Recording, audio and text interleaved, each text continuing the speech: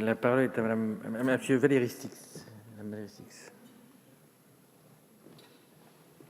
Pour le groupe UDI et indépendants, qui dispose de 5 minutes. Monsieur le Président, Madame la Ministre, mes chers collègues, entré en France en janvier 2020, le coronavirus s'est diffusé dans les EHPAD comme dans le reste de la population. Conformément aux décisions des autorités publiques et dans le but de protéger les personnes particulièrement fragiles face au virus, les EHPAD et maisons de retraite ont été fermées au public pendant de longues semaines. Cet isolement a privé de nombreux aînés de contacts sociaux et familiaux, et les personnes âgées elles-mêmes n'ont finalement été que peu entendues et visibles pendant la crise. Sur ce sujet, M. le ministre des Solidarités et de la Santé a confié à Jérôme Guedj, en mars dernier, la mission d'identifier les leviers pour combattre l'isolement des personnes fragiles. Cet isolement n'est cependant pas nouveau. Le sentiment de solitude et de mise à la marge de la société est régulièrement relayé par des témoignages émouvants et appelle à une politique engagée d'inclusion globale et continue des personnes âgées. Il ne faut plus considérer ces Français sous le seul angle de la santé. Il faut envisager leur vécu, leurs souhaits, leurs attentes et leur permettre de vivre une citoyenneté pleine et entière. Dans cet objectif, le rapport de Jérôme Guedj, publié le 16 juillet 2020, formule une trentaine de recommandations organisées autour de 5 axes pour structurer une politique de lutte contre l'isolement.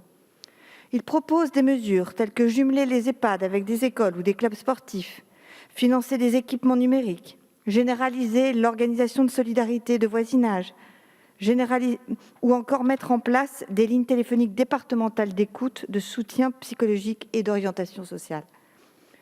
Toutefois, dans un contexte de pénurie de personnel et de rationalisation des soins, ces mesures peuvent sembler presque utopistes.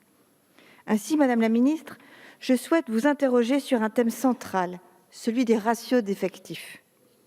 En EHPAD, comme dans de nombreux services de soins, beaucoup d'agents ont la sensation de ne pas pouvoir exercer leurs fonctions correctement, de bâcler leur travail et de ne pas accorder une attention suffisante aux résidents dont ils ont la charge. Les interactions entre les personnes âgées et les soignants prennent la forme d'activités routinières qui vont à l'encontre d'une valorisation de leur autonomie. Le sujet est fréquent dans nos débats, notamment lors de l'examen du PLFSS, car les aînés ne veulent pas vivre seulement plus longtemps, ils veulent simplement vivre mieux. Le plan 2007-2012, Solidarité Grand Âge, prévoyait une progression des ratios d'encadrement selon le principe d'un soignant pour une personne âgée.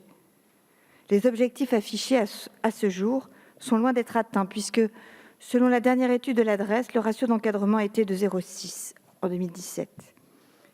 Dans la majorité des cas, les établissements fonctionnent avec au moins un poste non pourvu depuis plus de 6 mois. Les établissements situés dans les communes isolées sont les premières victimes de ces difficultés de recrutement, où le besoin de médecins coordinateurs est criant. En comparaison avec d'autres pays européens, ce taux d'encadrement reste faible. 10 soignants pour 10 résidents au Danemark, 12 pour 10 en Allemagne. Si les récents rapports, notamment celui de Mme El Khomri, font état d'un personnel soignant très engagé et dévoué dans leur mission d'accompagnement de nos aînés, il est également évident que leur épuisement professionnel et le manque d'attractivité de ces professions appellent une réponse claire et volontariste. Madame la ministre, il y a presque un an, jour pour jour, le 8 janvier 2020, avant la crise sanitaire, nos questions sur la situation dans les EHPAD étaient sensiblement identiques à aujourd'hui.